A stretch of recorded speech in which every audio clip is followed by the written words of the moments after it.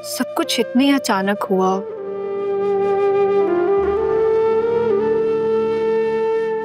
भाई ने एकदम ही तलाक के अल्फाज बोल दिए।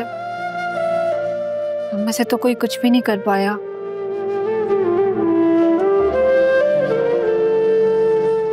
लेकिन रमीज, अम्मी बहुत परेशान है। वो नहीं चाहती थी कि ऐसा कुछ भी हो। बाजी के लिए कोई क्या कर सकता था ज़ारा? उन्होंने खुद अपने आप को तबाही के स्टेज तक पहुंचाया। डॉक्टर्स क्या कह रहे हैं रमेश? फिलहाल दवाएं दी हैं।